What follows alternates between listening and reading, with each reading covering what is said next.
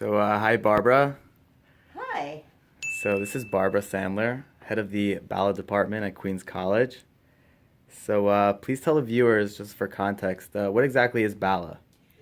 BALA is an honors business minor that I designed 30 years ago. Companies came to me and they said they want students to have a program that's a practical business program, not economics 101, but a program that they could use with any major from anthropology to zoology and still be prepared for the business world. We talked about what they look for when they hire, and that's how BALA was designed. 8 courses that are practical: how to speak, how to write, how to think outside the box, how to make decisions. And now we've added, of course, entrepreneurship, because that's popular, how to start a business.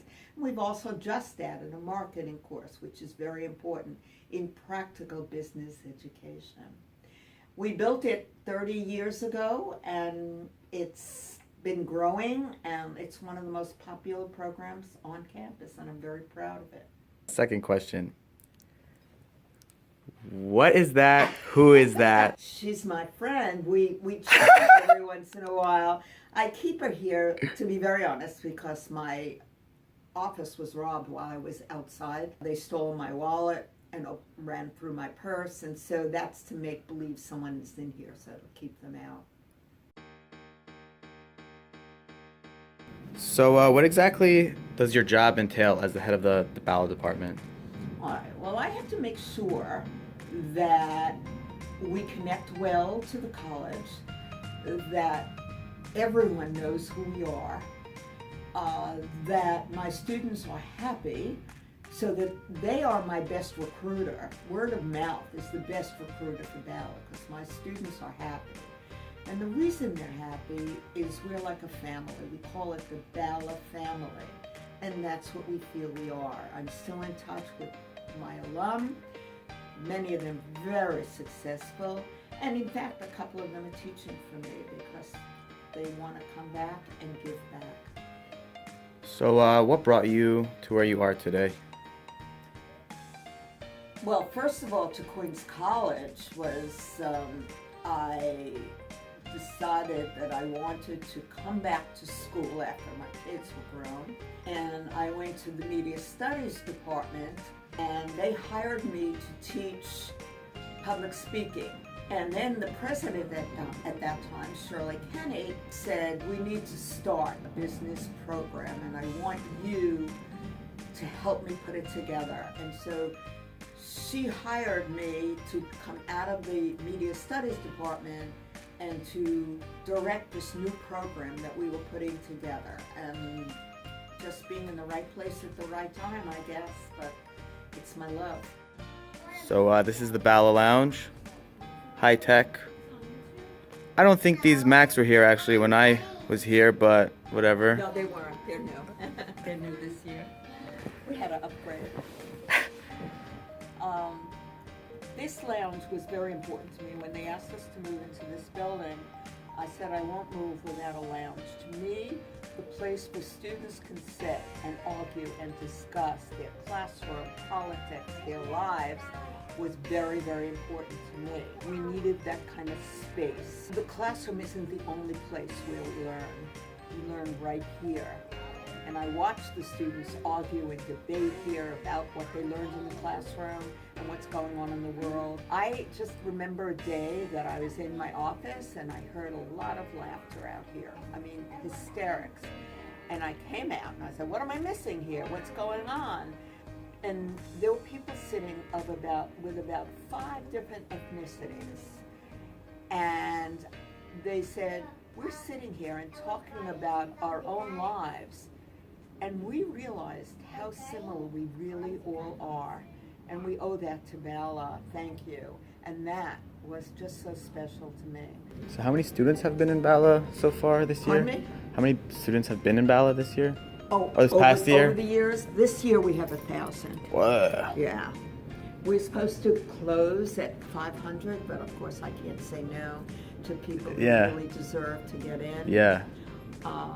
I don't know how many over the years, but for 30 years, it's a lot of students. I hear you. It's really a lot of students. And I feel good. I mean, I've had students who have um, done great movies, directing movies. I've been on the set of their That's movies. crazy. My husband rides motorcycles with some of my alum. This is our lab, which I also insisted upon when we moved to this building.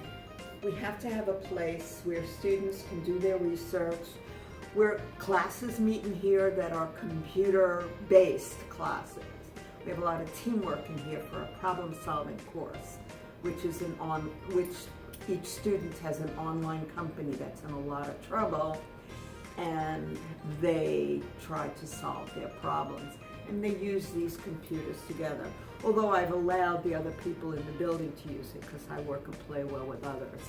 But it is the BALA lounge. Guess how many stuff I printed here throughout the years? Yeah, we had A lot. Yeah, we had it free printing for a long time, but then of course people started taking it. So it's paid printing. I'm going to take you to one of our big classrooms that I have. Okay, no one's in here now. She's cleaning it. But this is a large classroom that we use. It's very good for group work. I like to have the classes in it because we do a lot of group work. To me, going out into the business world, having worked in groups is a great skill. A lot of companies interviewing ask about your group work experience. Working and playing with others and getting along is very important out there, and so we develop those skills right here. I don't even think I've been in here. Well, it's not really for students. This is our conference room, and if students have to have conferences, they can come in here. It's a professional setting. We like to simulate the business world as much as we can. And so this simulates a business office and a professional meeting space. Another way we simulate business settings is our retreat up in the mountains for a weekend, where David Leventhal, one of my professors, creates a case study, a business case study, something that's in the news now, and we argue and debate it. And it's a lot of fun. But we also do a lot of activities that help the students to get to know each other and to be a part of the family, and it starts up there.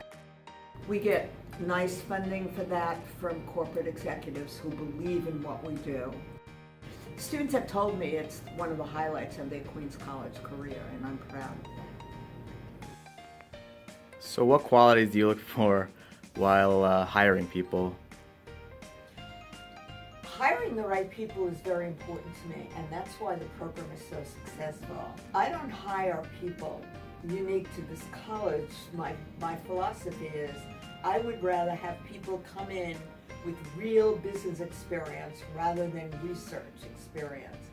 To me, bringing to our table what's really happening out there is very, very important for my students to learn from.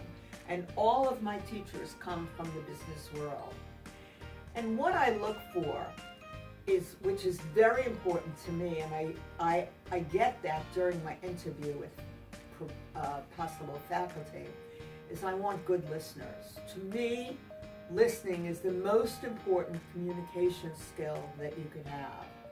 And I see if the interviewees are actually listening, not hearing, there's a difference, actually listening to me and responding in a way that shows me that they are listening and understanding me and what I want, then I know they can use that in a classroom, listen to the students, understand their needs, and help them.